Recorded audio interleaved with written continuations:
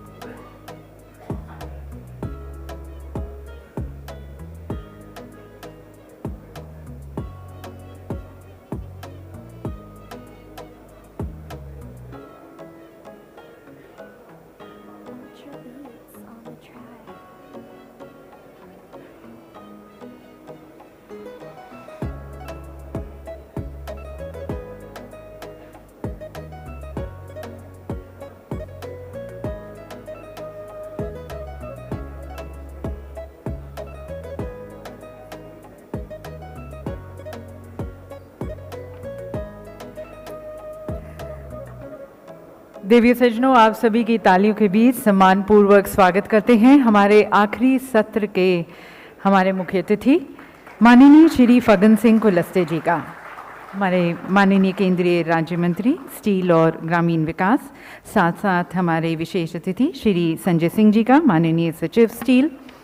मंच पर स्वागत है श्री कुंदन कुमार जी का, adviser Niti Aayog, doctor Ila Patnaik, chief economist Aditya Birla group, Shri Sunil Duggal, whole time director and chief executive officer Vedanta group, Shri Sumit Dev, Chairman and Managing Director, NMDC Limited, and Chair FICCI Mining Committee, and Shri Arun Chawla ji ka, Director General FICCI.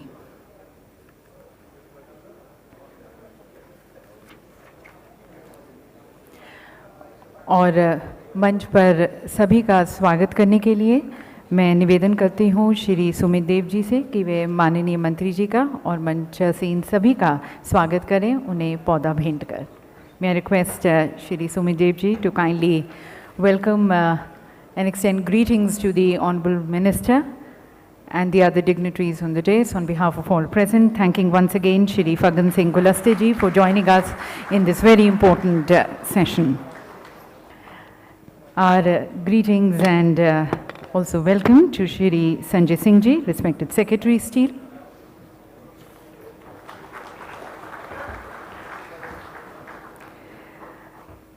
Thanking Shri Sunil Duggal ji, whole time director and the chief executive officer of Vedanta Group.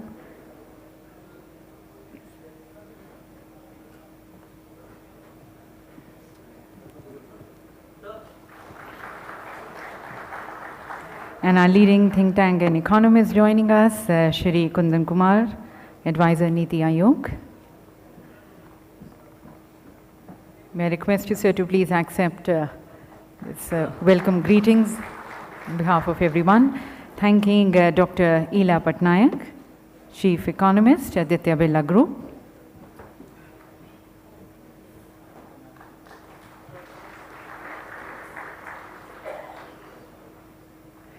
And as we thank our host also for joining us and leading us in this session, I would like to invite Mr. Amitava Mukherjee, the Director of Finance, NMDC Limited, to kindly present the plant, thanking and welcoming Shri Sumit Dev ji, Chairman cum Managing Director, NMDC Limited, and also the Chair of the FICCI Mining Committee. And good greetings to Shri Arun Chawla ji.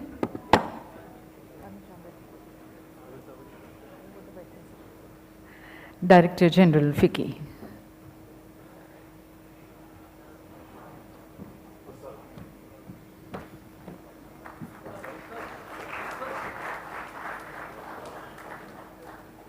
Thank you. So ladies and gentlemen, it has been 2 days of extensive discussions and deliberations wherein we have discussed on the futuristic vision for the sector and for our nation's climate sensitive, clean, green economic growth. We have discussed on our experts have in fact shared their expert opinions, analysis, foresights on the demand supply, the expert opinion on increasing our domestic production, on various challenges, and also they shared their solutions towards reducing our imports of the raw materials, increasing our domestic production, becoming self-sufficient, their expert comments and advice and solutions towards decarbonization, and towards that we have discussed on the policies, technical know-how, processes, innovative solutions, global know-how, the opportunities which are there towards collaboration. And time now is to connect the dots and look forward towards the way forward. So before that, let's look into the key takeaways of these 2-day discussions. And for that, I would like to request Shri Sumit Dev ji, the Chair FICCI Mining Committee and the Chairman cum Managing Director of NMDC Limited.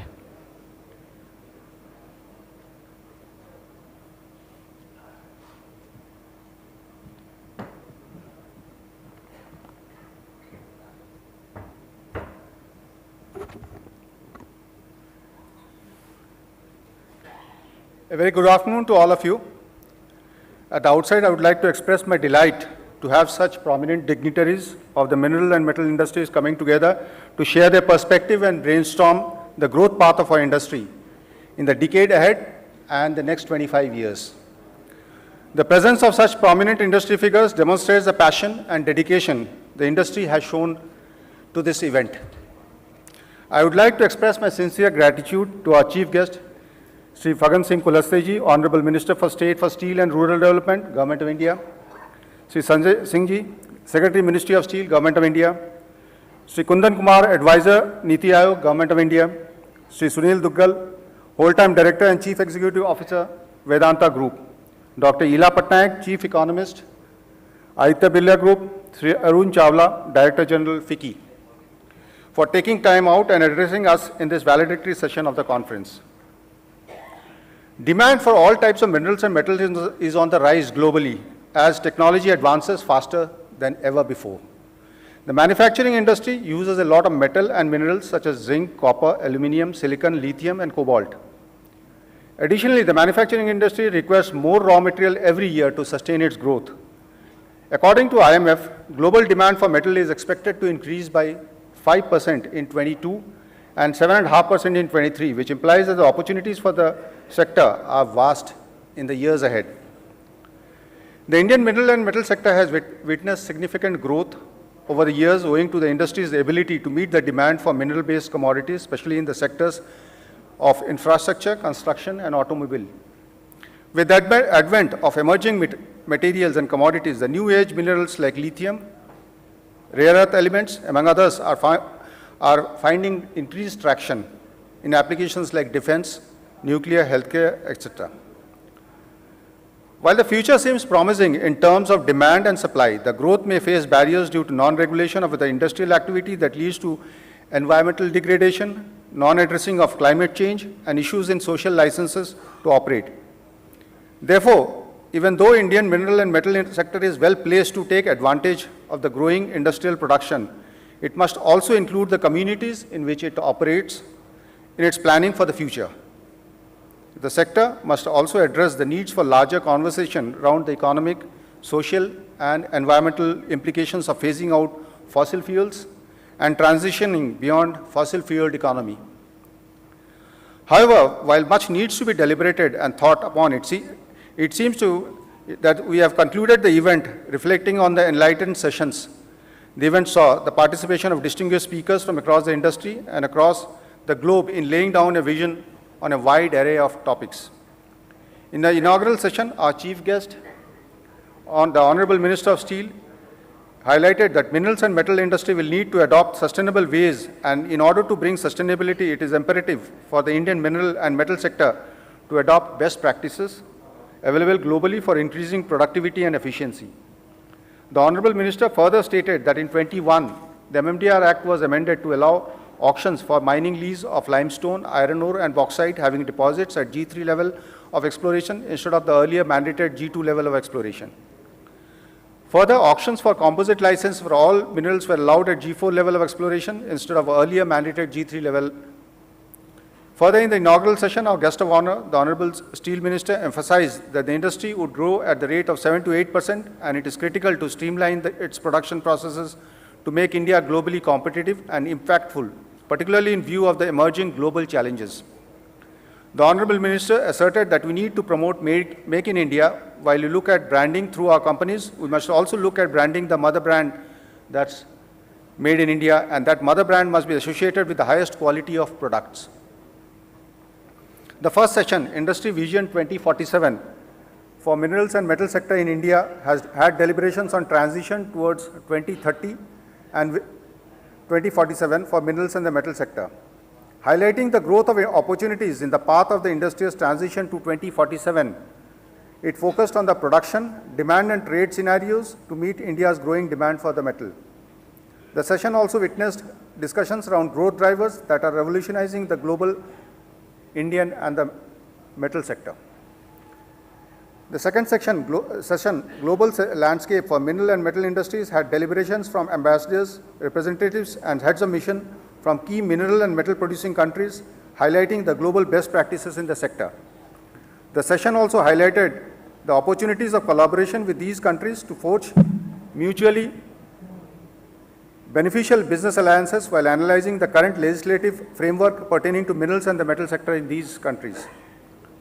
The third session, New Age Minerals Demand-Supply Trade Scenario, had deliberations around demand-supply scenario of new age minerals as India transits to 2030 and 2047.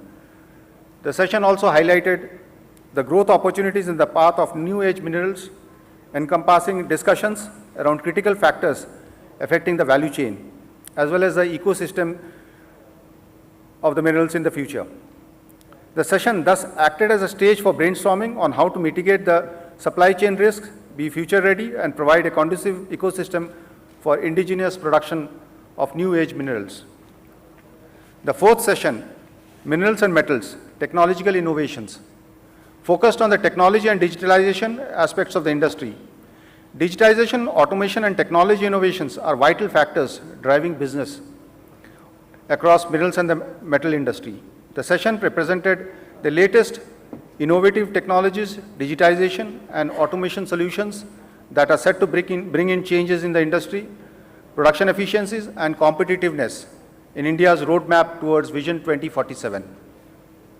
The fifth and the last technical session, Enabling Factors Facilitating Growth in the Indian Mineral and Metal Sector, highlighted the discussions on the various enabling factors that are required for Indian mineral and metal sector to grow and achieve its full potential in the future.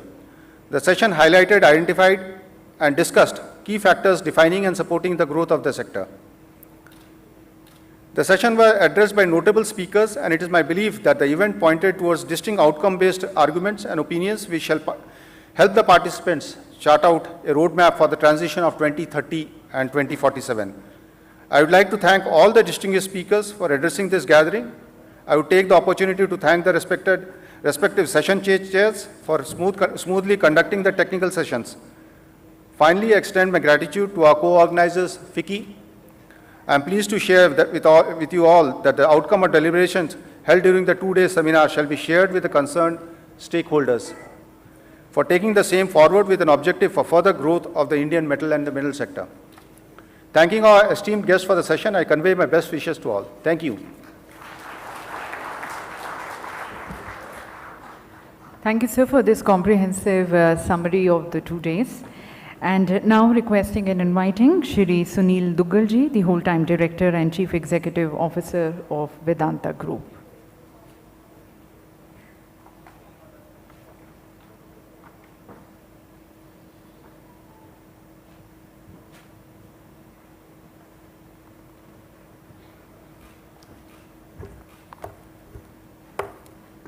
Good afternoon, everyone. Dignitaries on the dais, Mantri Sahab,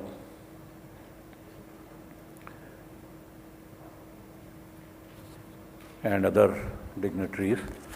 And I am also thankful to ma'am for giving me the opportunity to speak from this dais out of the turn. So first of all, I want to congratulate Ministry of Mine, Ministry of Steel, Niti Aayog, FICCI for organizing this event.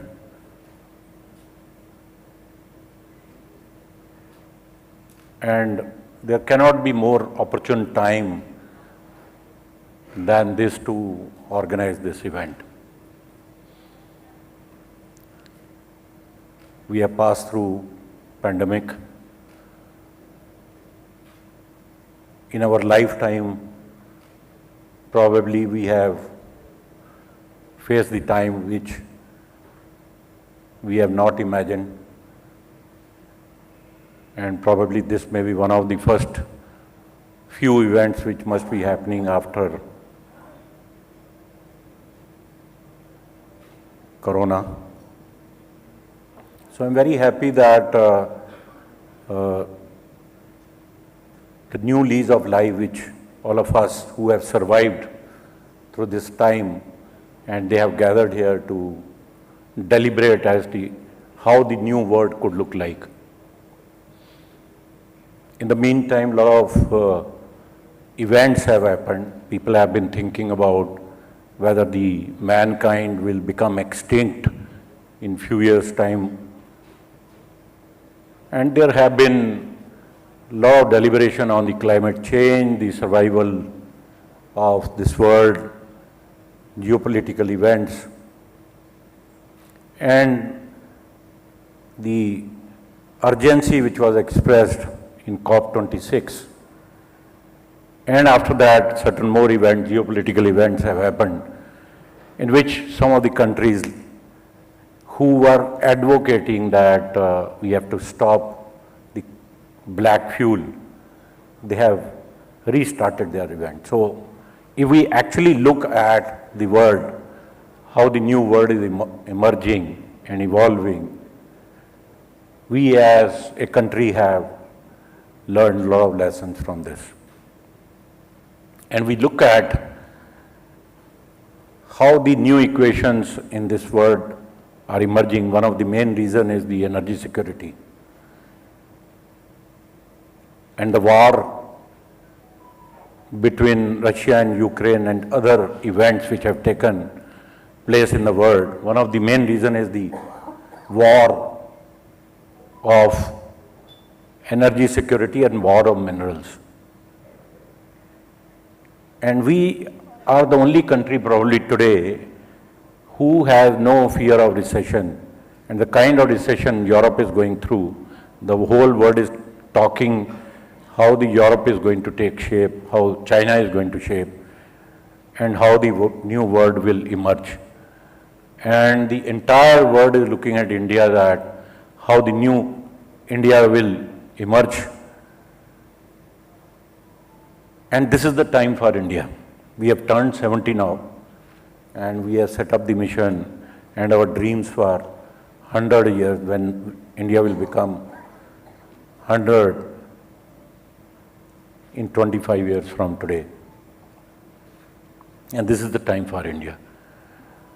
But we also look at what are the opportunities and the threats. And one of the main threats which is there in this country is that we are hugely dependent on import of natural resources. We have done a lot to explore and produce coal. We have done a lot on producing the bulk minerals, but probably the energy security through oil and gas and strategic minerals has not been achieved. And if we look at balance of payment for the last 2-3 years, the bill is going up.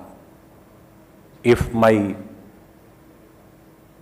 study is right, we used to be spending 50% of our import bill on bringing the natural resources in 2-3 years back.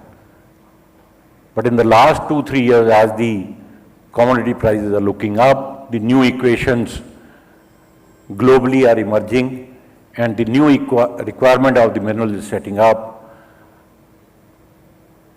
The import bill out of the total bill is rising from 50% to 60% and tending towards 70% now. So one of the main threats which India has to address is to get the security of the strategic and critical minerals apart from the energy security. And I'm very happy that this government has started thinking very, very deeply on this subject. Every other day, I find that some or the other discussion is taking place at some or the other event on this topic, and government, including Niti Aayog and ministries and PMO, take this topic extremely, extremely serious. Now, the question is that how we have to look at our future. The government has been in the consultative process for various amendments in the MMDR Act, and they are very open and they are ready to listen to us today. The 2 years back or 3 years back, the thinking process probably has changed completely. Now it is the responsibility of mining regulators, government, civil society to look at what is required to be done. This mining sector in India has been looked at not in the good eyes, and there is a stigma attached to this mining sector, and we are so-called polluters. But I am also happy that the new direction the industry is thinking that how we have to adopt some of the best global guidelines, including ICMM guidelines. And there are discussions taking place in the various industry forums, and we are ready to remove this stigma along with the partnership with the various stakeholders, including government and regulators. So this is one thing fundamentally which we have to address, which we are ready to address. The second thing is that how this mining sector has to be liberated, and how the requirement, the new requirement in the new world is going to come. If I would give you a couple of examples of, if I would compare a traditional car which runs with the normal hydrocarbon, and I compare it with EV, the EV consumes 6 to 7 times more minerals than the usual car. Similarly, if I would take the example of renewable power, to produce 1 megawatt of renewable power and to produce 1 megawatt of power through the black fuel, the renewable power consumes 8 to 10 times or more minerals. So the requirement is going to explode in the time to come. If we do not act now, the import bill is going to be 4 times, 5 times, 10 times in 10 to 20 years from today. So this is the time to awaken, look at how we can liberate, how we can partner together to find out what lies in the ground. And we also know that a major part of the geological area has not been explored, and our laws are such that we do not allow people or even the junior exploration companies to look in the ground as to what lies. So, in a partnership, we will have to look at how the new India will emerge in a very collaborative way, and I am sure the solutions are going to come.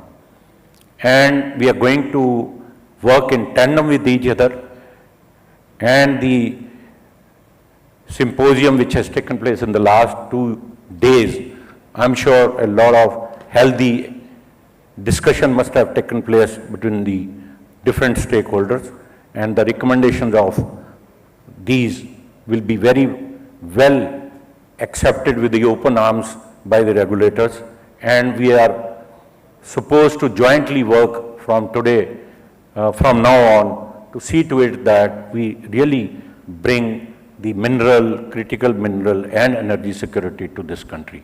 So thanks for inviting me, and I wish all the people who are present here the best for doing the good work they are doing, and I also wish that the deliberations and the recommendations from this symposium will be acted upon by all of us in the coming days. Thank you very much.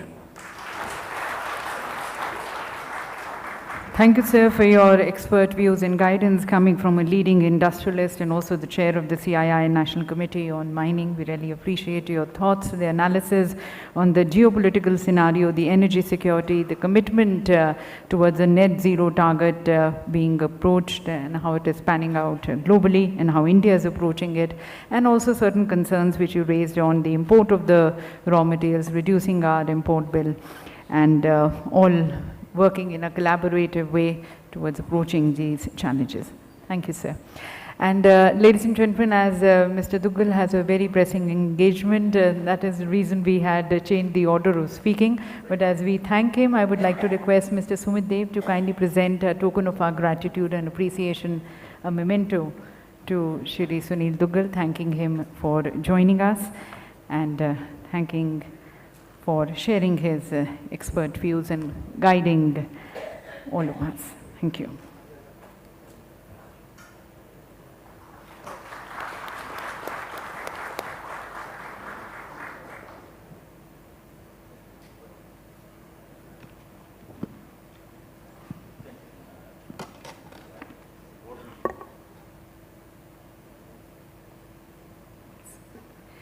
And now, ladies and gentlemen, we once again take you to these 2 days, bring you a snapshot of the 2 days conference through a short video.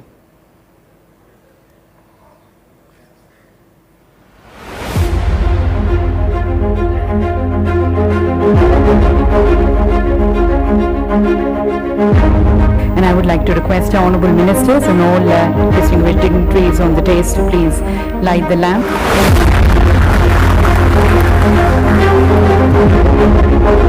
Namaskar and good morning. The Indian minerals and metal industry would become the flag bearers of growth and development of the nation, accomplishing the Vision 2047.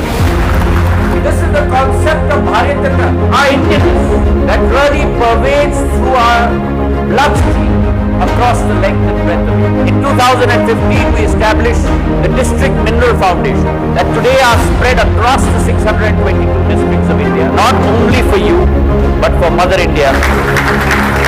Several initiatives have been taken in consultation with the industry to boost the ease of doing the business in this sector.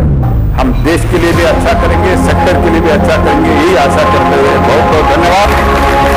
India is already among the fastest growing major economies in the world and is on track to continue so for the upcoming decades, enlightened as Amrit Kaal. As a part of the celebration for Azadi Ka Amrit Mahotsav, This is a big growth driver and this is going to change the situation. Green hydrogen and green ammonia Will play a great role in this achieving this target.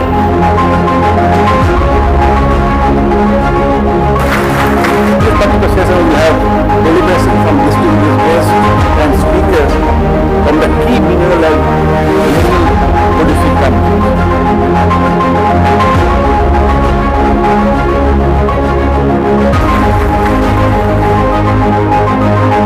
Minerals like lithium and cobalt are therefore bound to play a major role in future. Without being over-dependent on foreign sources, the immunity from supply chain disruptions and price uncertainty.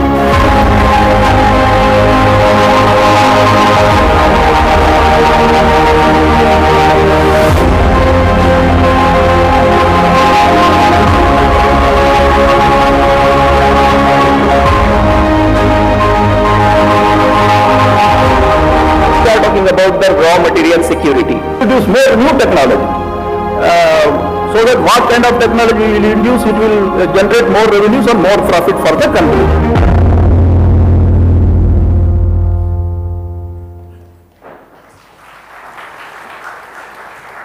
And now, ladies and gentlemen, let's understand from a leading economist what should be the way forward. I invite Dr. Ila Patnaik, the Chief Economist at Aditya Birla Group. Prior to this, she was the professor at the National Institute of Public Finance and Policy and also the principal economic advisor to the Government of India, where she conceptualized the Economic Survey of India 2013-14.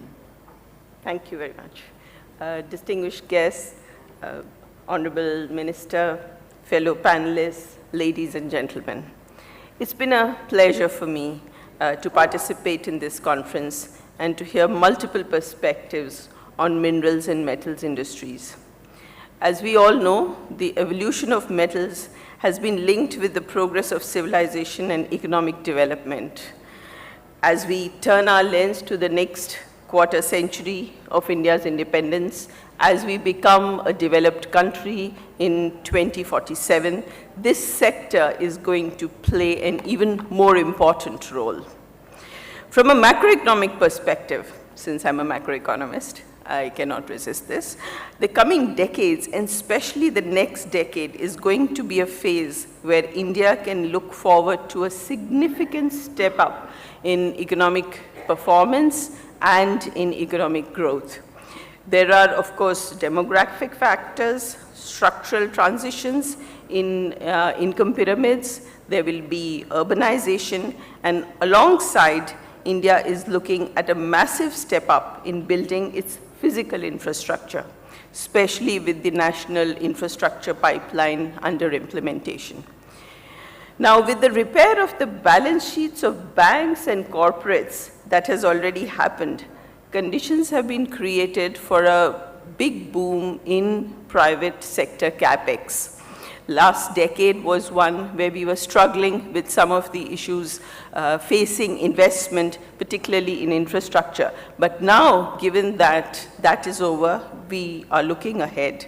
And these factors are pointing towards a clear upward shift in India's growth trajectory. The growth will be significantly metal intensive, and I think the previous speaker before me outlined how that will be more so in new metals and minerals, especially in the next decade. And India's per capita consumption levels are a third or even less than current global averages of metal consumption. So over the medium term, India will be moving towards closing these gaps. And this means a huge market opportunity for metals consumption. Now, our journey in the metals and minerals space will also be influenced by global trends. And I want to point to 3 of those global trends briefly that are going to influence our journey. The first is the changing dynamics of China. China has been a dominant player in the last couple of decades. China accounts for nearly half of the global production and consumption in this sector. But China is now trying to rebalance its economy. It has slowed down significantly, as many of you would have noticed in the current couple of years. And it is also trying to move up the value chain in the next phase of its industrial evolution. We have recently seen China enforcing environment standards and emission controls strictly, which led to idling of some capacities. While China's policy making can be sometimes opaque and difficult for many of us to understand, but we believe that China is going to follow its emissions control policy quite seriously in the coming years. The changing growth dynamic of China will make its future growth less metal intensive, and its policy preferences will possibly cap the capacity additions, thereby gradually diluting China's hold over the metals sector. China may still continue to be a dominant player in metals, but will gradually cede space. That will create opportunities for India, especially in sectors where Indian industry has seen very strong competition from China in recent years. The second global trend is one of decarbonization and green transition. In order to limit the increase in global temperature from climate change to 1.5 degrees, many countries and companies have pledged to reduce carbon dioxide emissions to net zero by 2050 or beyond. The clean energy transition, which will involve non-renewable energy, electric vehicles, hydrogen, and carbon capture, will substantially raise demand for certain metals. And the previous speaker had already pointed to some of this. And these include established metals like copper and nickel, as well as new age metals like cobalt and lithium. Furthermore, the phenomena of lightweighting of the transport sector would play out as a huge demand-side stimulant for metals like aluminum. Research work by the IMF suggests that the consumption of some of these can increase by a factor of 4 to 6-fold for the net zero 2050 scenario. During this transition, there is a possibility that markets for these critical metals could tighten significantly. The third major trend that we need to be aware of is the fallout of the geopolitical tensions that we have been witnessing, especially since February of this year. US-China trade frictions have been there for a while. the recent standoff between the Western world with Russia over Ukraine, and rising tensions over Taiwan are at least currently pointing towards a world that is becoming increasingly fragmented and perhaps polarized. There are concerns about the world getting divided into geopolitical blocs, having separate technology standards, following different reserve currencies, and creating their own cross-border payment systems. One is not completely sure of whether this is a temporary setback to the trend of globalization that the world has seen over the previous 3 decades, or whether it is something that sets a new trend.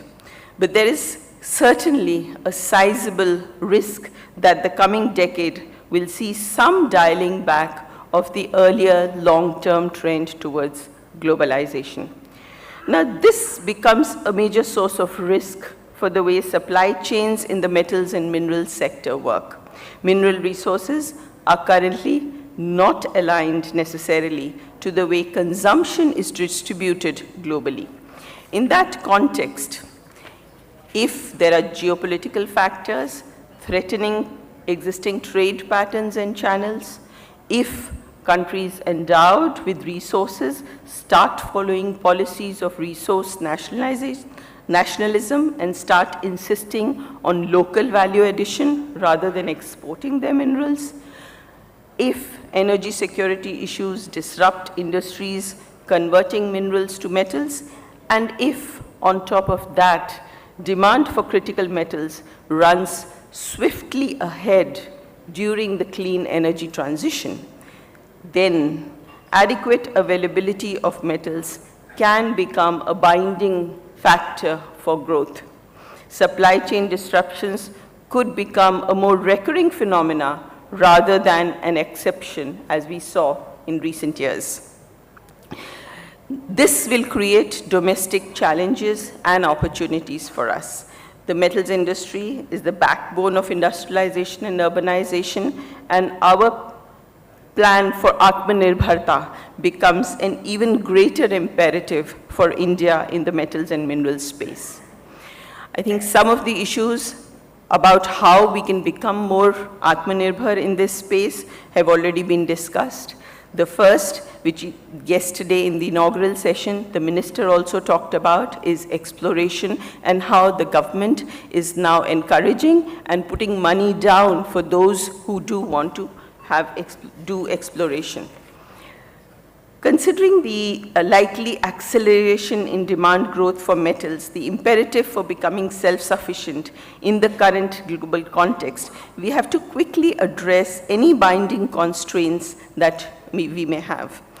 The industry will also have to focus on sustainability questions far more relentlessly, perhaps, than has been done in the past, as that has become a bigger issue now.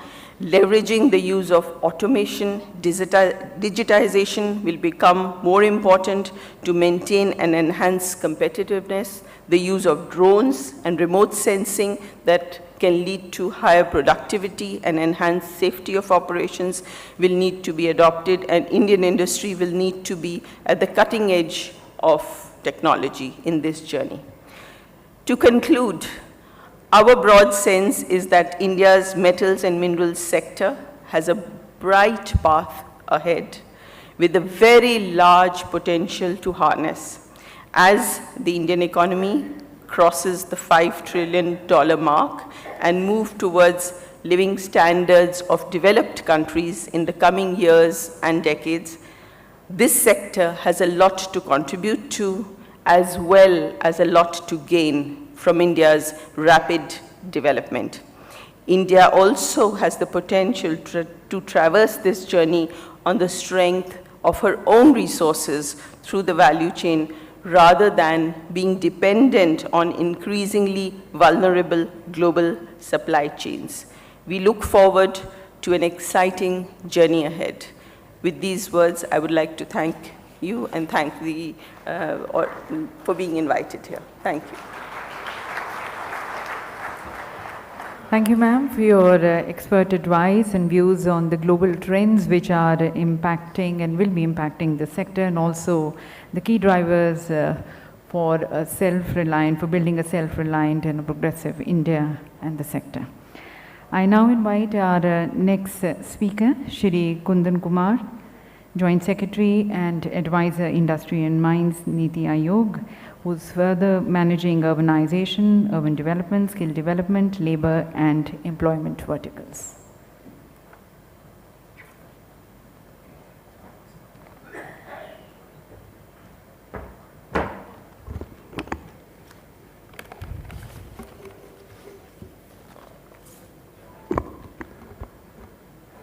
Shri Fagan Singh Kulaste, Honorable Minister, Shri Sanjay Singh, Secretary Steel, Government of India, Shri Arun Chawla, DG FICCI, Shri Sunil Dugalji has left, so Shri Somit Dev, NMDC, CMD, Ms. Ila Patnaik, Chief Economist, Aditya Birla Group. Ladies and gentlemen, very, very good evening to all of you. It's my privilege to note that FICCI and NMDC are hosting this prestigious conference on the importance of minerals and metal industry in nation building and its contribution in the journey of transition towards 2030 and Vision 2047. This discussion assumes relevance as the nation is celebrating Azadi Ka Amrit Mahotsav, and we have begun our transition towards Amrit Kal. I'm glad to have been given this opportunity to be a part of this conference, which has garnered participation from distinguished guests and speakers, eminent speakers from all the spectrum of metal and mineral industry. I'm very confident that the discussion and deliberations which took place during the conference would definitely provide a vision for India at 2047. Friends, this is a galaxy of experts from mines and mineral sector. Let me confess, I am not the one, but I am one of the aspiring experts because I have to advise on in this sector, and since I am working in Niti Aayog as an advisor and joint secretary. I may repeat things, which you would have heard or which would have been spoken during the conference, but I would request to bear with me because I have this wondrous duty of informing the August gathering what Government of India is doing with the national think tank, Niti Aayog, as national think tank is doing for this sector. Friends, importance and strategic importance of mines, of minerals and metals cannot be overemphasized. We all know that the development and management of mineral resources plays a major role in the industrial growth of a nation and its people at large. Minerals and ores provide basic raw material to many important industries like power generation, iron, steel, cement, petroleum and natural gas, petrochemicals, fertilizers, precious and semi-precious metals, stones, electrical and electronics equipment. The sector also employs more than 500,000 persons and contributes to the country's revenue through exports, royalty, rent, cess, sales tax, duties, etc. Growth in this sector can clearly help and augment the growth of various other sectors and the economy at large due to its various backward and forward linkages. As one of the fastest growing economies of the world, there is increased pressure for the metals and mineral sector to meet the demands of the growing population and the country's target in promoting sustainable industrial growth, in particular ensuring self-sufficiency in availability of raw material for the industrial sector while simultaneously meeting the decarbonization targets by promoting the growth of electrical vehicles and transitioning towards clean mobility. It is further being accentuated by the flagship government programs like Make in India and Smart City Development of Industrial Corridor, Housing for All, Indians by 2022. Transforming the minerals and metal sector has been on the agenda of government. Therefore, various reforms have been taken by Government of India, starting from Mines and Minerals Development and Regulation Amendment Act of 2015, which this act itself instituted the system of e-auction for grant of mineral concessions for major minerals with a view to bring in greater transparency and removal of discretion in allotment. And it is heartening to know that till 31st Jan 2022, 128 mineral blocks across 9 states have been successfully auctioned. The better news is that Government of India is constantly responding to demands of the industry, and this is reflected in the multiple amendment the Act has undergone since 2015. The Act was amended in the year 2016 and 2020 to allow transfer of leases for non-auction captive mines and to deal with emergent issue of expiry of leases on 31st March 2020 respectively. Further, to propel India into a $5 trillion economy and to double the employment potential in next 5 years, the Mines and Minerals Development and Regulation Amendment Act 2021 has been enacted with the intention of improving the ease of doing business in the country, and particularly the exploration side of it. The Amendment Act included the removal of distinction between captive and merchant mines. The restriction on transfer of mineral concessions were also removed. Additionally, the exploration regime was simplified by entrusting National Mineral Exploration Trust remains an autonomous body. The government is also considering the liberalization of licensing regime for mineral exploration in the country, with recent amendments being proposed to be implemented in MMDR Act, an issue which Mr. Duggal has emphasized during his speech. The step is likely to generate and attract large-scale investment from the private sector, which will aid in leveraging India's stature of being a host to one of the largest mineral reserves globally. The amendments also propose to do away with the requirement of obtaining forest clearances for exploration of mineral blocks, a move that would lead to auction of more mines and would augment the country's mineral output. The government has allowed 100% foreign direct investment in the mining sector and exploration of metal and non-metal ores under the automatic route, which is likely to propel growth in this sector further. The mineral and metal sector has been able to attract substantial amount of foreign direct investment. From April 2000 to December 2021, FDI inflows in metallurgical industry were $16.1 billion US, and the corresponding figure in mining was around $3 billion US. A very important issue which this conference has also noted is the development of critical minerals. It's a very important issue for promoting growth of nation to achieve its objective of shifting to renewable energy and adoption of advanced technology in manufacturing. However, reserves, as we all know, of some of these critical minerals like lithium, cobalt, nickel are limited or non-existent in this country. Therefore, ensuring adequate and uninterrupted supply of lithium and other rare earth minerals becomes very essential for meeting this decarbonization targets that India has promised. This ever-growing demand has to be met with. How can we do this? On one hand, I narrated an account of slew of measures Government of India has taken, but ladies and gentlemen, I'm sure the private sector has to play its role. And where can it play its role? I would say that we have to explore opportunities available overseas, and I'm happy to note that mining companies are venturing overseas in a bid to secure stable long-term supplies of minerals, especially in the areas of coal and iron ore.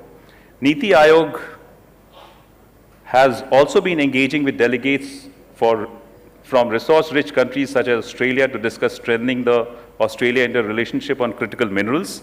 These interactions have helped strengthen the country's resolve to secure the supply of raw materials, especially critical minerals and rare earth minerals, for meeting the country's demand in near future. Besides that, India requires to build the capacity in geosciences and technology in mining sector. In order to ensure seamless supply of minerals, the government is engaging to strengthen its cooperation in the area of geology and minerals resources with mineral-rich countries. I'm aware and would like to inform the August gathering that International Cooperation Division of Ministry of Mines has been engaging in collaborating with countries like Australia, Russia, Africa, and Latin America to realize these objectives. A number of MOUs have also been signed with the mineral-rich countries. The recently signed MOUs between Kabul and Critical Mineral Facilitation Office of Australia is a case in point. I would like to invite attention to a peculiar situation that we are facing. On the one hand, India is self-sufficient in minerals, namely iron ore, limestone, manganese, bauxite, due to its vast exploration activities in surface minerals, yet certain quantities of higher grade are still imported. On the contrary, India is highly import dependent for gold, silver, lead and zinc, copper, molybdenum, tungsten, rock phosphate, diamond, etc., in spite of adequate resources and reserves which have not been properly explored. And you would be aware that the value of imports of ore and minerals account for roughly 35% of total value of all merchandise imported into India. And the percentage keeps surging year after year. Again, a fact which was mentioned by Shri Dugal during his speech. And it is again an important fact that gold out of it continues to occupy the top position in the total value of imports of metals, followed by iron and steel, aluminium, copper, silver, lead and zinc. Demand for gold is in the order of 800 to 1,000 tons per annum, which is entirely met by imports at a huge cost in forex, to the tune of $57 million per ton at the current London bullion market price. This is one of the factors behind India's high current account deficit. Why am I emphasizing on this is because this again reminds us of the fact or the importance of exploration in our country, and therefore we need to strengthen and expand exploration. Thrust to exploration and revisiting the current policy with special focus on the deep-seated minerals such as gold, lead, zinc, precious stones, manganese are vital to mobilize our resources effectively, thereby curtailing the current account deficit. More so, the mineral-rich countries like Canada, Australia are spending more than $1 billion, whereas in their exploration, whereas our expenditure in exploration is very, very meager, which is pegged to around $0.17 billion. The total spend on exploration from NMET fund is also to the tune of rupees of 75 crores per annum, which is a very, very minimal account.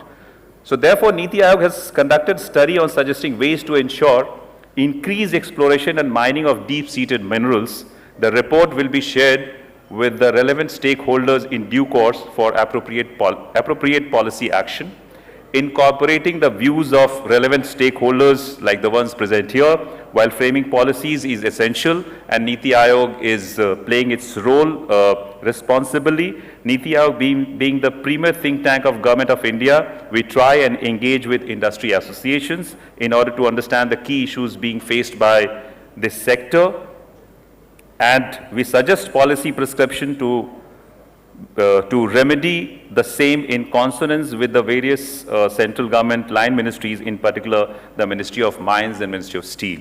It is my expectation that with the modification, the status of key critical and strategic minerals, the industry shall witness a substantial thrust not only towards the production of these minerals, but at the same time towards evolution of research and development of technologies to process these minerals. Thus, through this, the mineral and metal industry would be contributing significantly to nation building by embodying Atmanirbhar Bharat. The future of Indian metal industry looks bright, with various expansion planned in the Indian industrial and manufacturing system, an initiative taken by the government on infrastructure creation and construction activities. The mineral and metals are going to be the key industries in the Amrit Kal journey of the nation.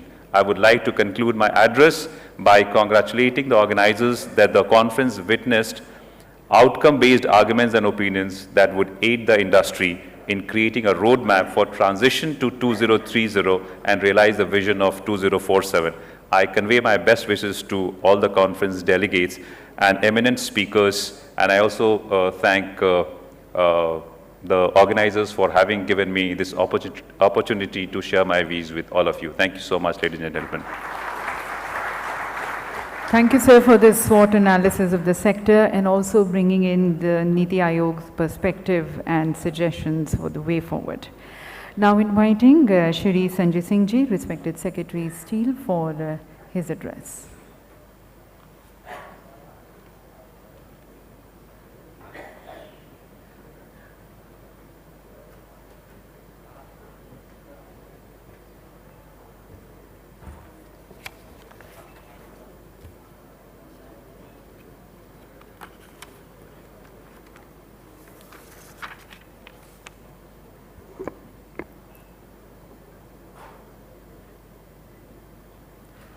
माननीय राज्य मंत्री इस्पात एवं ग्रामीण विकास आदरणीय फग्गन सिंह कुलस्ते जी,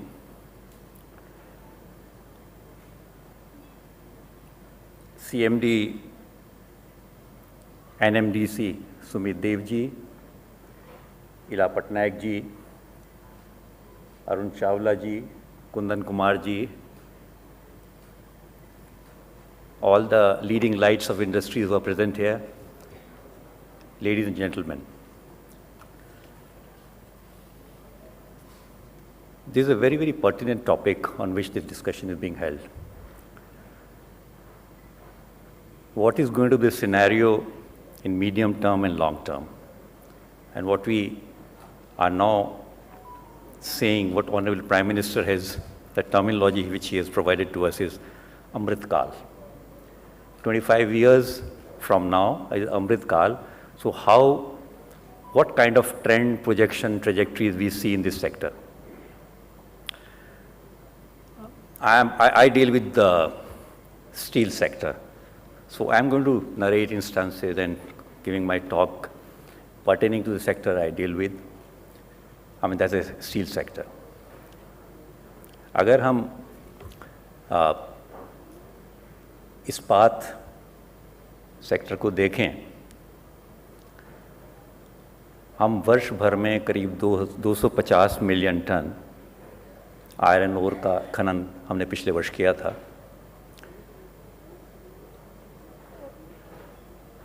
और इसमें से एक्सपोर्ट हुआ 120 मिलियन टन हम वर्ष भर में हमने स्टील का प्रोडक्शन किया। वर्ष 2030 में हमारा लक्ष्य है 300 मिलियन टन पहुंचने का। उसके लिए 400 मिलियन टन 300 मिलियन टन के लिए 500 मिलियन टन लगभग हमें लौह अयस्क का आयरन ओर की आवश्यकता होगी। हमारे पास आयरन ओर देश में कितना है? कुल हमारा जो रिजर्व है वो लगभग 5.5 बिलियन टन है।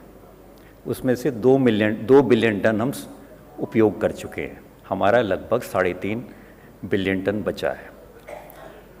अगर हम 300 मिलियन टन के हिसाब से देखें तो ये लगभग 8-10 साल चलेगा। तो हमें ये चीज़ को ध्यान में रखने की आवश्यकता है। दूसरा एक हमारे पास फिगर क्या है, हमारे पास रिसोर्स कितना है आयरन ओर का, मगर वो अभी रिजर्व में कन्वर्ट नहीं हुआ है। रिसोर्स है 33 बिलियन टन का, मतलब उसके ऊपर में प्रोस्पेक्टिंग नहीं हुई है। तो right now what we need to do in case we need to go this way, but we also have to take up another trajectory which is towards greening the steel sector. तो अगर हम देखें, हमारी पाई बहुत छोटी है, we have to increase the size of the pie. वो कैसे होगा? जब ये 33 बिलियन टन जो आयरन ओर है ये रिजर्व में कन्वर्ट हो जाए, वो एक्सप्लोरेशन से होगा, प्रोस्पेक्टिंग से होगा। तो उसके लिए जितने भी यहाँ पर माइनिंग जायंट्स और बड़े बड़े जो कंपनियाँ यहाँ पर उपस्थित है, मेरा उनसे यही आग्रह होगा कि एक्सप्लोरेशन में हम जो भी नवीन से नवीन टेक्नोलॉजीज़ हैं, नवीन से नवीन तरीके हैं, आधुनिक तरीके हैं, उनका उपयोग करें ताकि हम हमारा रिजर्व बढ़ सके। जो हमारे जैसे अभी स्टील का जो हमने प्रोजेक्शन है, एक और इससे जुड़ी जो माइनिंग सेक्टर भी है, स्टील सेक्टर भी है, उसके बारे में इला पटनायक जी ने डीकार्बनाइजेशन, ग्रीनिंग के बारे में बात कही। स्टील सेक्टर तीसरा सबसे अधिक कार्बन एमिशन करने वाला सेक्टर है। हम 12% लगभग एमिशन करते हैं और 1 टन स्टील बनाने में लगभग 2.5 टन कार्बन डाइऑक्साइड का एमिशन होता है। तो इसलिए सबसे अधिक, सबसे जल्दी जो ग्रीनिंग की आवश्यकता है वो इस सेक्टर को है। आदरणीय प्रधानमंत्री जी के द्वारा लक्ष्य निर्धारित किया गया है सबको 2070 तक हमें कार्बन न्यूट्रल होना है। तो उसके लिए आवश्यक हो जाता है कि हम ग्रीनिंग की ओर बढ़ें। तरीका एक तो अगर ब्लास्ट फर्नेस के जरिए हम देखें तो ग्रीन हाइड्रोजन का एक तरीका है, मगर उससे जल्दी और तीव्र गति से करने का तरीका है रिन्यूएबल एनर्जी अधिक से अधिक हम इस्तेमाल करें और साथ में आयरन ओर की जगह स्क्रैप का उपयोग। मगर स्क्रैप का उपयोग कैसे हो सकता है? जब तक हमारा कंजम्पशन स्टील का अधिक नहीं होगा तो स्क्रैप जनरेट नहीं होगा। अभी हमारा जो स्टील का पर कैपिटा कंजम्पशन है वो लगभग 80 किलो पर कैपिटा है।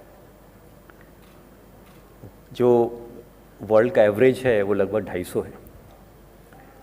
अगर हमें उस लेवल तक पहुंचना है तो करीब करीब वर्ष भर में हमें 350 मिलियन टन स्टील का कंजम्पशन करना होगा। अभी हम बनाते 120 मिलियन टन है। तो इस तरह की स्टील सेक्टर के बारे में कंजम्पशन बढ़ाने की आवश्यकता है, तब स्क्रैप बढ़ेगा। जब एक बार हम स्क्रैप में आ जाएंगे तो सर्कुलर इकोनॉमी में फिर उसके बाद आ जाएंगे, तो आयरन ओर के ऊपर डिपेंडेंस भी हमारी कम हो जाएगी। मगर अगर हम कहें मीडियम टर्म में, मीडियम टर्म या स्लाइटली लॉन्गर देन दैट, हमें प्रोडक्शन अधिक करके कंजम्पशन अधिक करने की आवश्यकता होगी, जिससे आयरन ओर की और अधिक आवश्यकता होगी और जितना अभी हमारे पास आयरन ओर उपलब्ध हो सकता है उससे अधिक आवश्यकता है। इसलिए एक्सप्लोरेशन पर हमें जोर देने की आवश्यकता है। जो और कुछ हमारे आज में जो जिस संबंध में चर्चाएं हुई हैं, एनवायरनमेंट के संबंध में भी जो हमारी जो एक ट्रेजेक्ट्री है स्टील सेक्टर की, ग्रीन हाइड्रोजन के साथ साथ डीकार्बनाइजेशन की जो उनके शॉर्ट टर्म में बहुत अधिक आवश्यकता है और उसमें कार्बन कैप्चर की विभिन्न टेक्नोलॉजियाँ एवं डीकार्बनाइजेशन काफ़ी हद तक उससे हो जाता है जब हमारे कार्यों के भीतर एफिशिएंसी आ जाती है।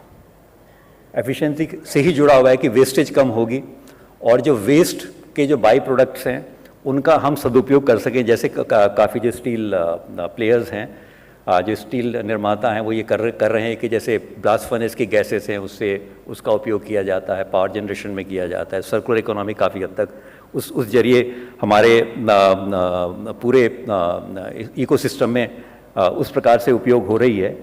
तो इस प्रकार से जो हमारे चैलेंजेस हैं शॉर्ट टर्म में, एक चैलेंज ये है कि हमारे पास में लिमिटेड रिसोर्स हैं, उसका सदुपयोग हम करें।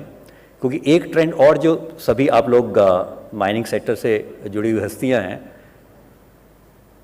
ये ट्रेंड में आयरन ओर में भी दिख रहा है और जगह भी दिख रहा होगा कि जो लो ग्रेड ओर की मात्रा है वो बढ़ रही है।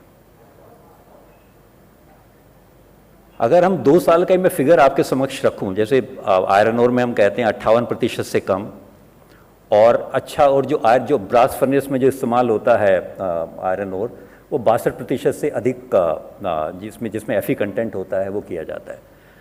तो 62 से 65% वाला जो आयरन ओर है वो घट रहा है और काफ़ी तेज़ गति से घट रहा है।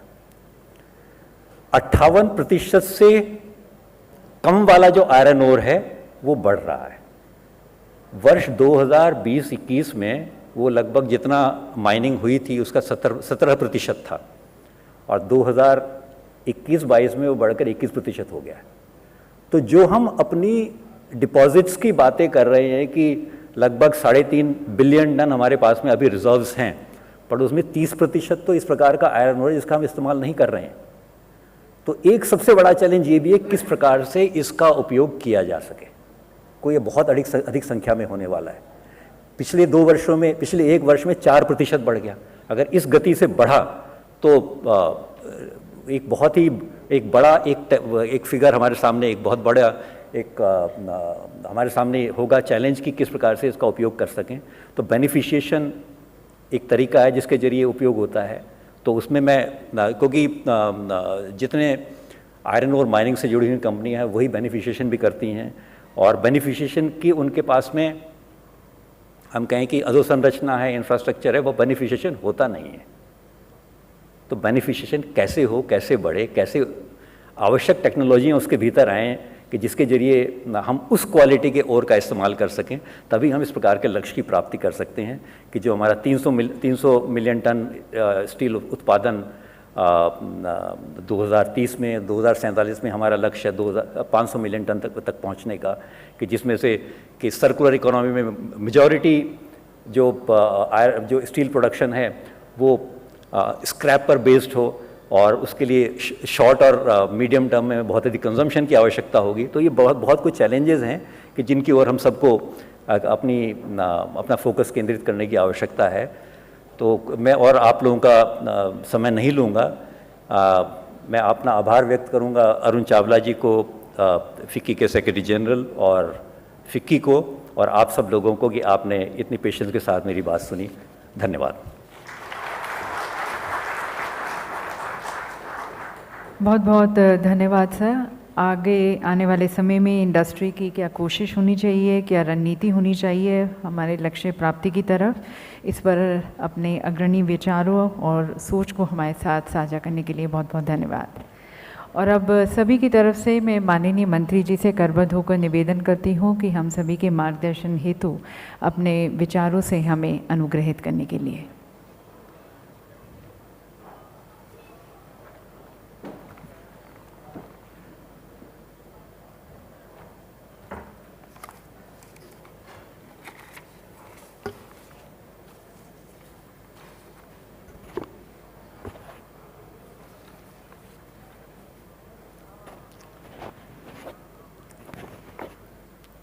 भारतीय खनिज और धातु उद्योग का इस 2030 की ओर ये संक्रमण और विजन 2047 विशेषकर इन 2 दिवसीय इससे धातु और खनिज उद्योग से इंटरनेशनल सम्मेलन में आज इससे समापन के अवसर पर हमारे इस्पात मंत्रालय के सचिव आदरणीय संजय सिंह जी,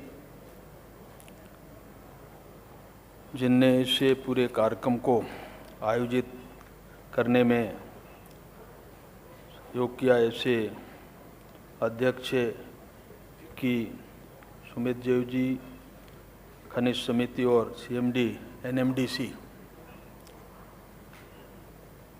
आदरणीय हमारे अरुण चावला जी,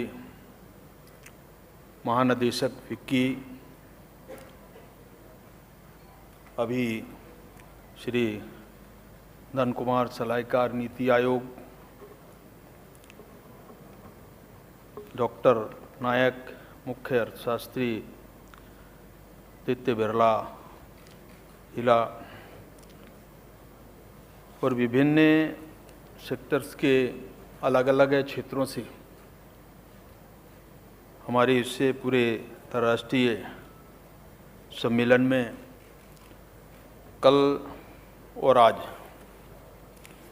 अलग अलग क्षेत्रों में यहाँ पर जिनने अपने इन 5 जो विशेषकर जो तकनीकी सत्र हुए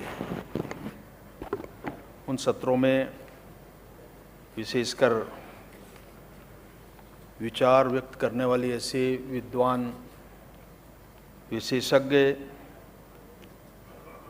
और कल उद्घाटन सत्र में जैसा पूरे कार्यक्रम की योजना थी, हमारे इस्पात मंत्रालय के मंत्री आदरणीय ज्योतिरादित्य सिंधिया जी उपस्थित थे, हमारे वरिष्ठ साथी आदरणीय प्रहलाद जोशी जी कल उपस्थित थे उद्घाटन सत्र में।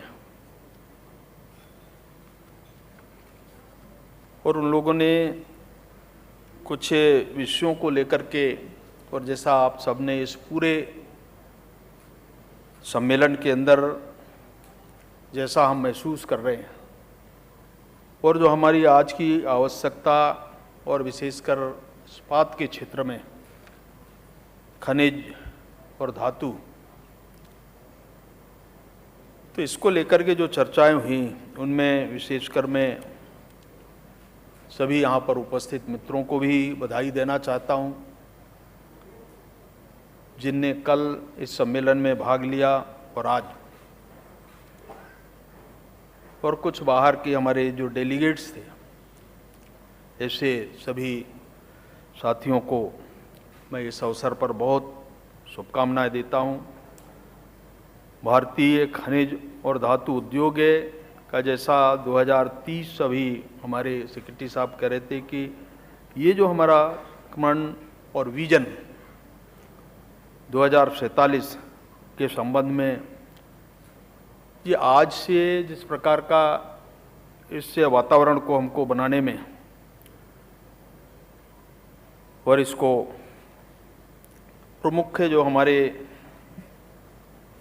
इस सम्मेलन में जो खनिज और धातु जगत से सभी ऐसे प्रमुख हितधारक स्वदेशी और वैश्विक दोनों की भागीदारी देखकर मुझे वास्तव में बहुत प्रसन्नता हो रही कि इन सारे आयोजनों में जब हम इस प्रकार की चर्चा करते हैं।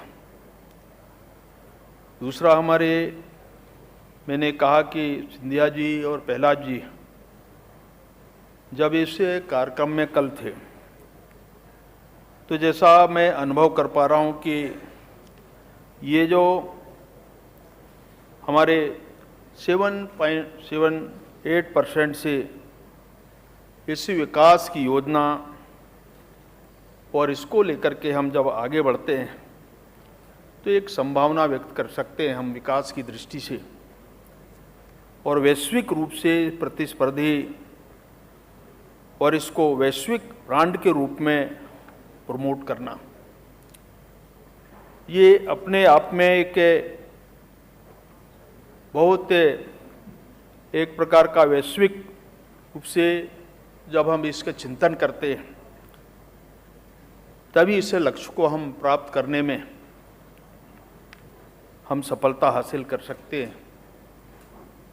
जहाँ तक के माइनिंग और एक्सप्लोरेशन का जो मामला है और एक्शन और उसके वर्तमान स्थिति पर जो कुछ भी हमने अभी तक के देख पा रहे हैं, तो इससे ये हम अनुमान लगा सकते हैं कि इससे हमारे जो तकनीकी सत्र हुए उनमें से अलग अलग सत्रों में जो हमने चर्चा किया है और वक्ताओं ने जो विचार व्यक्त किया, तो जिसको हमने फोकस किया है और इससे सर पर वैश्विक और सर्वोत्तम प्रथाओं देश में खनिज और धातु के क्षेत्र से जो संबंधित जो मौजूदा विधायी ढांचे का जो विश्लेषण, आपूर्ति श्रृंखला, डिजिटलीकरण, स्वचालन और प्रौद्योगिकी ये जो नवाचार खनिज और धातु उद्योग में जो व्यवसाय संचालन जैसे महत्वपूर्ण विषयों पर चर्चा, ये आपने देखा होगा कि कल जब डिस्कशन इससे सारे विषयों में होने के बाद और आज इसके पहले कुछ सत्रों पे आज चर्चा, पर जो मैं समझ पा रहा हूँ, एक पारा है हम उसको लेकर के और जिनको हम फोकस करना चाहते हैं कि जिन हमारे विशेषज्ञों ने, जो हमारे वक्ताओं ने जिन विषयों पर विचार व्यक्त किया, प्रकाश डाले, उनको लेकर के खनिज और धातु उद्योग के लिए हम इसको कैसे मील का पत्थर साबित इसको कैसे कर सकते हैं और देश के विकास में अग्रणी भूमिका निभाए, ये एक परिकल्पना है। और इसको साकार रूप बनाना, इसको हम आने वाले समय में भविष्य में कैसे हम इससे मुकाम तक पहुंच सकते हैं, ये हमारे मन की जो स्थिति है और देश की जो परिस्थितियां हैं उसको देखने के बाद ही अनुभव आता है। और इसलिए जहाँ तक के हमारे ये जो तकनीकी प्रयोग से गुणवत्तापूर्ण उत्पादों के उत्पादन करते हुए ये जो सस्ते दामों पर धातु को ग्राहकों तक पहुंचाएगा और वैश्विक प्रतिस्पर्धा में भारतीय उद्योग भी कर देगा। और ये हम तभी इसको प्राप्त कर सकते हैं और इस प्रतिस्पर्धा में हम आगे आ सकते हैं। ये हमको इस पूरे परिस्थितियों में इसको कैसे अनुकूलतम बनाना और इसके लिए हमारे पास जो भी तकनीक है या जिस प्रकार का प्रयोजन हम कर सकते हैं उस दिशा में हमको आगे विचार करना पड़ेगा।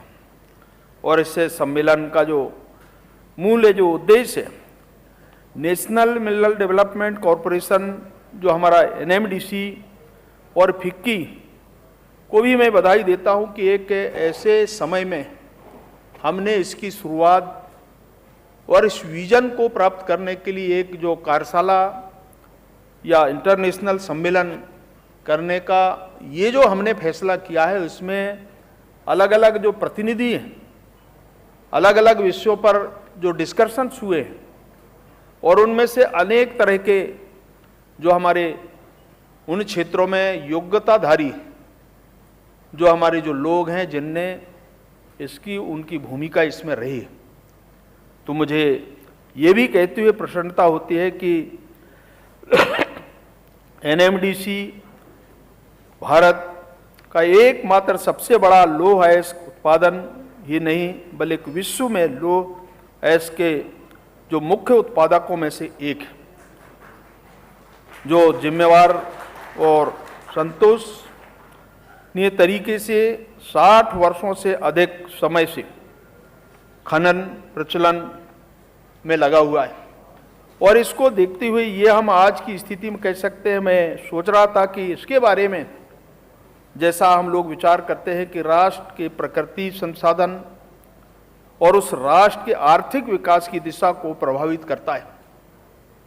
अगर इस दिशा में हमने इन तथ्यों से इनकार नहीं किया जा सकता कि खनिज भंडार के संदर्भ में प्रचुर प्राकृतिक संसाधन वाले देशों की त्वरित आर्थिक विकास की संभावना ज़्यादा होती है।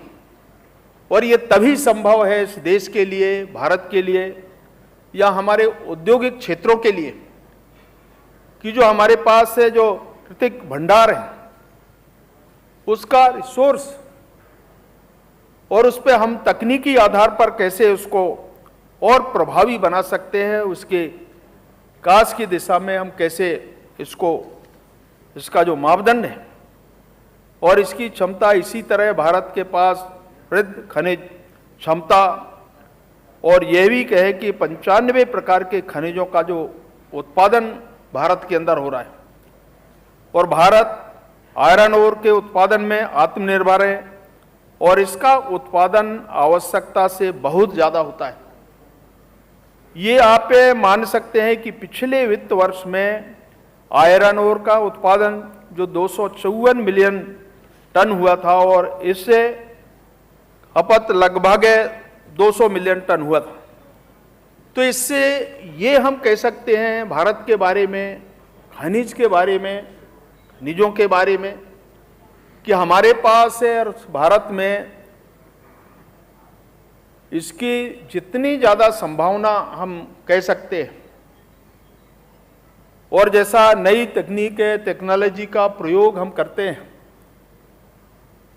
और अभी कुछ समय से हम इस दिशा में जिस प्रकार का ये जो माहौल और एक वातावरण बन रहा है, आज दुनिया में आप देखें और दुनिया के लोग भी आज भारत की तरफ देख रहे हैं, और उसका जो मूल कारण यही है, और इसीलिए एक प्रकार का ये जो अवसर है, और इसे अवसर को हम और कैसे हम बेहतर इस रूप में हम बदल सकते हैं भारत के इस तस्वीर को, तकदीर को, उसमें आप सब लोगों की जो भूमिका है, मुझे लगता है ये बहुत महत्वपूर्ण है।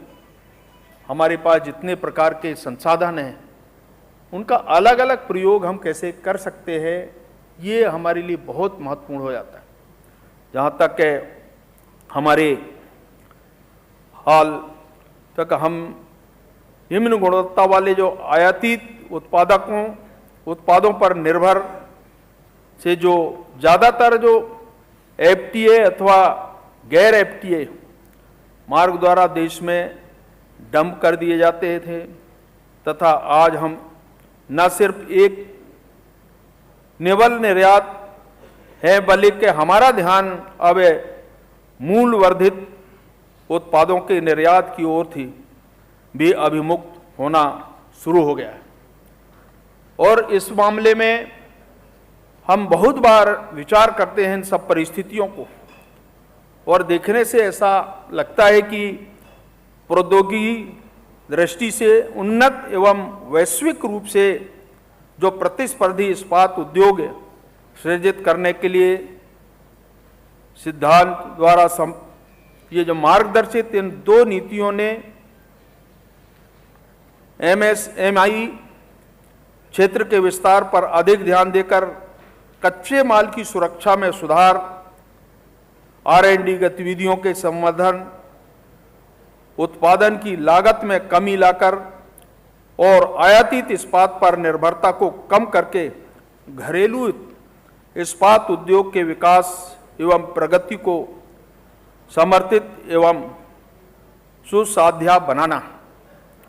और ये तभी संभव हो सकता है कि इसके लिए, जैसे मैंने कहा, कि ये सारे तकनीक, सारी योजनाओं पर हमारा ध्यान केंद्रित करना, और ये जो नई तकनीक को हम और कैसे आज की इस परिस्थिति में, आज के युग में हम इसका कितना बेहतर इसको और सुदृढ़ बना सकते हैं, इसके लिए क्या क्या आवश्यक आज की ज़रूरत के आधार पर, ये हमारे लिए इसकी भूमिका पर हमको इसी प्रकार से जब कोई आयोजन करते हैं, इस आयोजन के बाद हमको कुछ चीज़ों को जानने का भी अवसर मिलता है, कुछ सीखने का भी, और इसके साथ साथ आने वाला जो हमारा जो फ्यूचर प्लान है, भविष्य की योजना है, जैसे अभी हम 30 से 47 की जब हम कल्पना करते हैं, तो इसी प्रकार से हम आगे बढ़ सकते हैं। हमारे पास बहुत सारी तकनीक है, इसको और कैसे हम प्रमोट कर सकते हैं, इसकी आवश्यकता है। मैं उत्पादन संबंध प्रोत्साहन योजना का भी उल्लेख करना चाहूँगा कि जिसे विशेष इस्पात क्षेत्र के लिए विगत वर्ष से 6,322 करोड़ रुपए के परिव्यय के साथ विशेष इस्पात के उत्पादन को 5 प्रमुख श्रेणियों नामतः कोटेड, प्लेटेड इस्पात उत्पादों, उच्च क्षमता और घिसाव प्रतिरोधी इस्पात, स्पेशलिटी रेल, मिश्र धातु इस्पात उत्पादों एवं इस्पात वायर और विद्युत इस्पात को बढ़ावा देने हेतु शुरू किया गया था।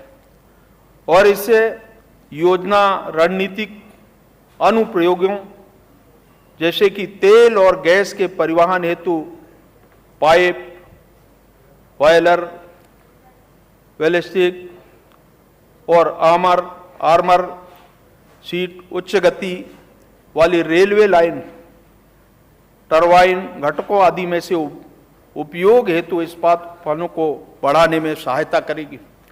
ये जो हमारे लिए और देश के लिए जैसे बहुत सारे क्षेत्र हैं, चाहे हम आज एयरपोर्ट्स की हम बात कर लें और चाहे रेलवे लाइन की हम बात करें, हमारे एयरपोर्ट्स की हम बात करें, पोर्ट्स की हम बात करें, रोड्स की हम बात करें, ये जितने भी हमारे सेक्टर्स हैं जिन पे आज इस गति के साथ हम आगे बढ़ रहे हैं। मुझे याद है कि हम कुछ समय पहले जिन परिस्थितियों में हम काम करते थे, बहुत ज़्यादा हमारा जो ट्रांसपोर्टिंग और अनावश्यक जो हमारा खर्चा है, और उसके अनुपात में अगर उस फ्रैक्शन को देखें तो जिससे बाजार की जो स्थिति थी हम उसको पूरा करने में भी असफल होते थे, और जो डिमांड है और उसकी पूर्ति करना, ये भी अपने आप में एक पुराने अनुभवों के आधार पर मैं कह सकता हूँ। परंतु आज प्रधानमंत्री जी की जो इच्छा शक्ति है, इस आधार पर भारत के बारे में, भारत के परिदृश्य में जिस प्रकार का ये सारे उनने प्रयास कर रहे हैं, और इससे हम ये ऐसा मान सकते हैं कि देश में आज इन अलग अलग सेक्टर्स को जब उनकी पहचान हुई, और पहचान करने के बाद उद्योगों में हम कैसे और उनको इस दिशा में आगे बढ़ा सकते हैं, सपोर्ट कर सकते हैं, और इसको और हम कैसे शूटिंग को कम समय में ज़्यादा से ज़्यादा उसका अदन में योगदान कर सकते हैं, ये इस प्रकार के प्रयास हुए हैं। और इसका ही ये परिणाम है कि आज हम इस दिशा में, और आज यहाँ तक जो पहुँचने का मेन जो कारण है यही है, ये इच्छा शक्ति के कारण हुआ है। अगर शायद हम पुराने इतिहास को देखेंगे तो मैं ये कह सकता हूँ कि आज जो भारत की जो आज की स्थिति है और उस समय की स्थिति में बहुत चेंजेस हुए, परिवर्तन हुए, और जिससे मुकाम तक पहुंचने में हम आज सफलता हासिल किए हैं। आज इसकी और आगे जाने की ज़रूरत है। हम जितना इसको नए तरीके का प्रयास करेंगे, नई तकनीक का उपयोग करेंगे, परंतु हमारे लिए ये सारे संसाधन इसको कैसे व्यवहारिक बना सकते हैं, ये बहुत महत्वपूर्ण है। आज जिन कठिनाइयों से हम आगे बढ़ रहे हैं, और इसके लिए आज मैं कई ऐसे सेक्टर हैं जिनके बारे में उल्लेख कर सकता हूं, परंतु ये जो अनुभव आए हैं, मैं विगत 35 सालों से मैं इस क्षेत्र को मैंने देख रहा, तो ये अनुभव आया, उसमें से अगर आज की स्थिति में हम देखें तो काफ़ी, और इसी कारण से भारत की जो स्थिति दुनिया में है, आज दुनिया के लोग भी भारत की तरफ देख रहे हैं। आज जो चीज़ें हमको, अगर जहाँ तक फूड का जो सवाल है, जो चीज़ें हमारे पास नहीं है हम वो तो करते ही हैं, हम उसका उपयोग भी करते हैं, फूड भी करते हैं।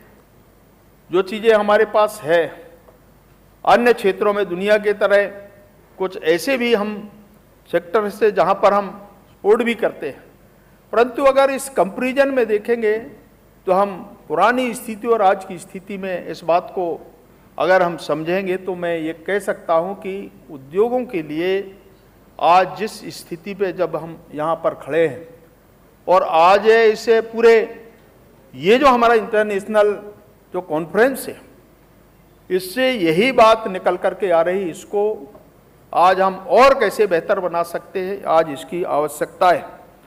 मुझे विगत वर्ष से जब देश भर में इससे कोविड का जब समय आया, और विशेषकर दूसरे लहर में, तो मैं ये कह सकता हूँ कि जो हमारे देश के लिए जो संरचना विकास और उसमें सहायता, उसमें बहुत बड़ी भूमिका हमारे इस इंडस्ट्री का है। ये शायद लोगों ने कभी कल्पना नहीं किया होगा, परंतु इससे महामारी ने हमको इस बात का संकेत दिया, याद दिलाया, और इसके कारण आज हम देश में हजारों लाखों लोगों की जान बचाने में हम सफल हुए हैं। आज इसकी महत्वता को हम समझ पाए। यही इसके पहले क्या स्थिति थी, कभी इस प्रकार की आवश्यकता भी नहीं पड़ी, परंतु आज जब इस संकट से जब उभारने का समय आया देश के लोगों को, तो हमको यही उद्योग, यही हमारे इंडस्ट्री, इस बात को हमने कभी भूलना नहीं चाहिए। जहाँ तक हमारे सीजन अंटों की जो आपूर्ति का जो विषय आया था, मैंने पिछले दिनों देखा है कि जब लगातार देश के उन हिस्सों में हम जब बात करते थे, हमने जो आवश्यकता है, जितनी ज़रूरत थी, उसको भी हमने ध्यान में रखा। अगर ज़रूरत बाहर से भी बुलाने की ज़रूरत पड़ी तो उसका भी उपयोग किए, परंतु हमारे पास जितने साइंटिस्ट, जितने विशेषज्ञ भी थे, हमने उनका भी उपयोग किया और इसके कारण आज भारत की जो स्थिति है, ख़ास तौर से फिट के समय जो परिस्थितियाँ थी उनसे उभारने का ये बहुत बड़ा हमारे लिए चैलेंजेस था। मैं भारत सरकार के इससे अवसंरचना, लॉजिस्टिक और आम लोगों के जीवन को आसान बनाने के लिए बहुत सारे जो परियोजनाओं पर काम कर रहे हैं। इन परियोजनाओं से इस्पात, सीमेंट, बिजली, सड़क और निर्माण सामग्री जैसे हमारे उपभोक्ताओं और वस्तुओं की जो अतिरिक्त मांग बढ़ी है, जिससे अन्यों के साथ साथ लोह, अयस्क, कोयला, चूना, पत्थर और ऑक्सीजन, तांबा, जस्ता जैसे खनिजों की अधिक मांग पैदा होगी। ये इस बात से स्पष्ट संकेत है कि जब इस दिशा में हम सोचेंगे तो स्वाभाविक है हमारे पास जो भी टल्स है, हिस्स है, उसकी उपयोगिता, उसकी क्षमता को और कैसे हम बेहतर कर सकते हैं, उस पर हम इस सेक्टर को कैसे बढ़ा सकते हैं, जो हमारे पास मांड है उसको पूरा करना। मुझे विश्वास है कि इन दोनों दिनों में जो चर्चाएं हुई और उन चर्चाओं में से जो ज्ञान साझाकरण की जो प्रकृति और गहनता खनिजों और धातु उद्योग के भविष्य के लिए अत्यंत फायदेमंद होगी। अर्थात लघु और मध्यम अवधि के जो लक्ष्यों की पहचान, प्रमुख विकास कारकों का निर्धारण, उन्हें प्राप्त करने की चुनौतियां, अंतर्निहित जोखिम वृद्धि कारक निर्भरताएं और उन्हें कम करने के जो तरीके, तो इससे ये भी संकेत होते हैं जो इस चर्चा में से जो भी विषय निकल करके आए उनमें से बहुत सारे जो तकनीकी पक्ष हैं, उन तकनीकी पक्षों में से जो निकल करके यहाँ पर जिस निष्कर्ष पर हम पहुँचे, जो इस डिबेट में, चर्चा में बहुत से ऐसे अनुभव आए होंगे। मैं चाहता हूँ कि हमारे इस आयोजन के जो हमारे ताफिकी और इसके लिए मैं विशेषकर कहना चाहूँगा कि हमारे जी इस बात की चिंता करेंगे और विजय जी भी, कि जो आज की जो आवश्यकता है और इस सेमिनार में से जो अनुभव आए हैं उनको हम और कैसे बेहतर बनाने का जो एक थीम लाइन और उसको लेकर के हम आगे कैसे बढ़ें, इस दिशा में भी हमको विचार करने की आज आवश्यकता होगी। और मुझे ये भी कहते हुए प्रसन्नता है कि भारत सरकार FDI नीति की निरंतर आधार पर समीक्षा करती है और यह सुनिश्चित करने के लिए समय समय पर महत्वपूर्ण बदलाव करती है कि भारत आकर्षक और निवेश अनुकूल क्षेत्र बना रहे। भारतीय खनिज और धातु उद्योग अवसरों में भरा हुआ है, जिसकी अप्रयुक्त क्षमताओं का अभी भी अन्वेषण प्रतीक्षित है, ताकि यह भारत को विकास गाथा में योगदान दे सके। और जैसे मैंने अभी अपने चर्चा में से भी मैंने कहा कि इस दिशा में हमको सोचने की आवश्यकता है और इन सम्मेलनों से जो कुछ भी हमने अनुभव प्राप्त किया है, केवल अनुभव ही नहीं, हम इसको स्थायी बनाने के लिए जो भी हमने प्रयास अभी तक किए हैं कि इसके लिए क्या तकनीक की और ज़रूरत पड़े, अगर भविष्य में इसको और हम स्ट्रीमलाइन तक ले जाने के लिए कुछ करने की अगर आवश्यकता है, तो हम मंत्रालय की ओर से भी मैं भरोसा दिलाना चाहता हूं कि इस सारे पक्षों को और कैसे हम ध्यान में रखते हुए आगे बढ़ाने के लिए, देश की तरक्की के लिए विशेषकर हम क्या क्या कर सकते हैं, इस प्रकार का प्रयास हम सबको मिलकर के करने की आज आवश्यकता है। मैं उन सभी प्रतिनिधियों को भी, प्रतिभागियों को भी और विशेषकर जो हमारे आयोजक मंडल है, इस पूरे कॉन्फ्रेंस को सफलतापूर्वक आगे बढ़ाने में जिनका योगदान है, मैं ऐसे हमारे महानुभावों को भी मैं बहुत बहुत बधाई देता हूँ, शुभकामनाएं देता हूँ कि वास्तव में इस प्रकार के कॉन्फ्रेंस से हमको सीखने का, जानने का, मैंने जैसे कहा, कुछ चीज़ें इस देश को आगे बढ़ाने के लिए जो हमको संबल प्राप्त होते हैं, उसके लिए हम सब मिलकर के प्रयास करें, यही अपेक्षा करते हुए मैं इसकी सफलता की शुभकामनाएं देते हुए अपने शब्दों को विराम देता हूं। धन्यवाद, नमस्कार। बहुत बहुत धन्यवाद माननीय मंत्री जी, आपके प्रोत्साहन भरे संदेश के लिए और इस सेक्टर्स के जो विशेष मुद्दे हैं उन पर आपके अग्रणी विचारों और सुझावों से हमारा मार्ग प्रशस्त करने के लिए।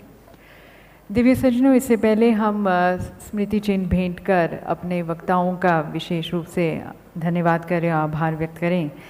मैं इस कार्यक्रम के ऑलमोस्ट अंत में निवेदन करना चाहूँगी श्री अरुण चावला जी को, डायरेक्टर जनरल फिक्की, उनके आमंत्रित करती हूँ उनके समापन संदेश व धन्यवाद प्रस्ताव रखने के लिए।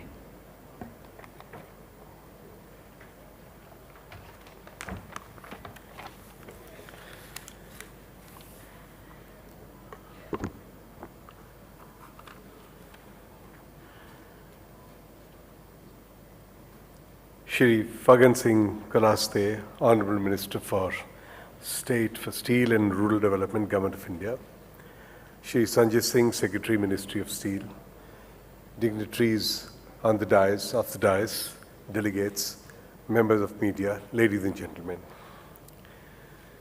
We have come to the conclusion of this wonderful and engrossing conference on Indian minerals and metals, transition towards 230 and Vision 247. The nature and gravity of deliberations that have taken place over the 2 days for propelling the growth of Indian minerals and metals industry have given a lot of food for thought. With 5 technical sessions, the speakers have covered the whole gamut of the sector. So, ladies and gentlemen, FICCI की तरफ से और अपनी तरफ से सबसे पहले मैं माननीय मंत्री Shri Kulaste, honourable minister of state for steel and rural development का शुक्रिया अदा करना चाहता हूं। उन्होंने अपना कीमती समय दिया, अपना मार्गदर्शक दिखाया हमें, इसके लिए बहुत बहुत धन्यवाद। Let me also thank Shri Sanjay Singh, Secretary, Ministry of Steel, Government of India, for joining this program and addressing the participants. Ladies and gentlemen, the minerals and metals industry is undergoing a transformation like never before, guided by several factors and initiatives, government reforms, and emerging trends.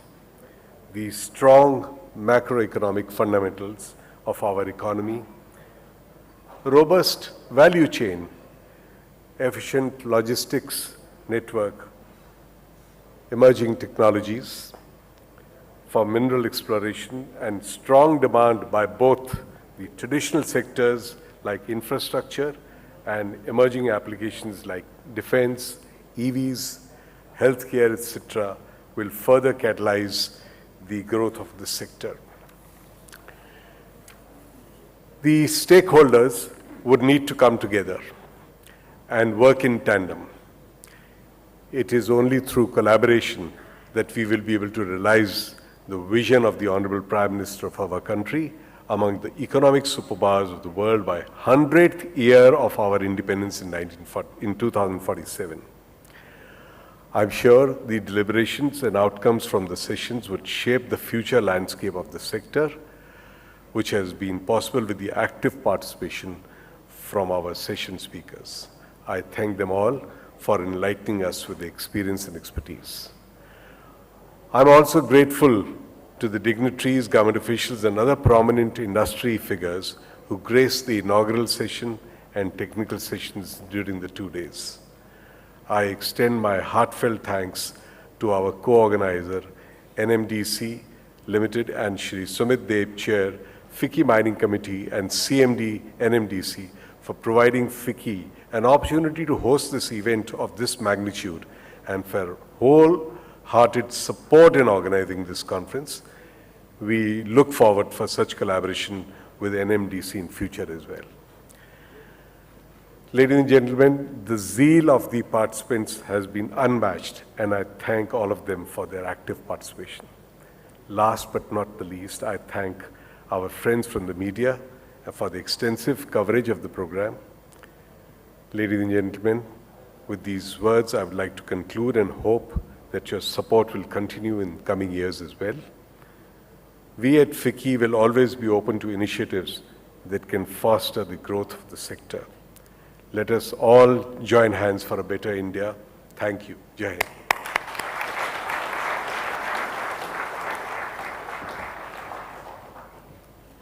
Thank you, sir, for your insightful closing remarks and proposing a vote of thanks.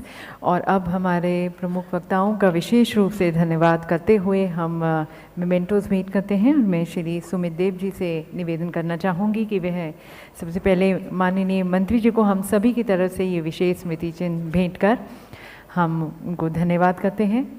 Expressing further our gratitude, appreciation, thank you and regards to the Honourable Minister for joining us and for his valedictory address. Thanking respected Secretary Steele, may I request once again Mr. Dev to kindly present the memento, thanking Shri Sanjay Singh ji.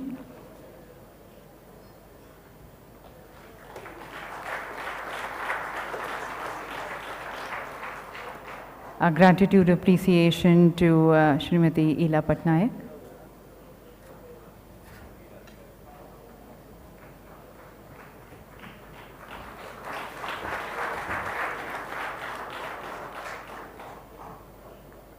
To Shri Kundan Kumar ji.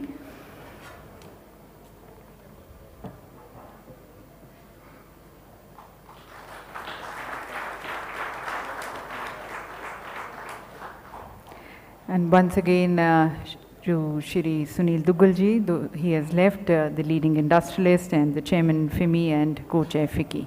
और अब organisers को, host को विशेष रूप से धन्यवाद करने के लिए मैं निवेदन करती हूँ श्री डी.के. मोहंती जी को आमंत्रित करती हूँ मंच पर और सभी की तरफ से विशेष रूप से धन्यवाद श्री सुमित देव जी को,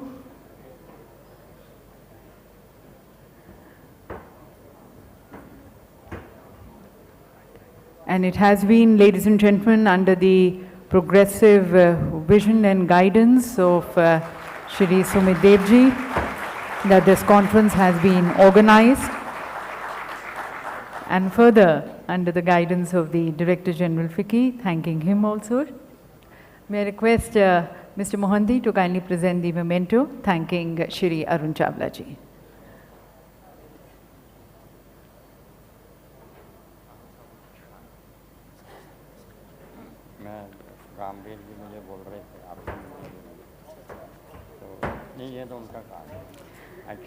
So thank you once again to NMDC Limited and to FICCI for giving us this platform as we have all come together contributing towards nation building. Thank you to all of you also, ladies and gentlemen, to all the delegates, participants, for your active participation, contributions, the support which you have extended to us. And with that, thank you once again. Jai Hind.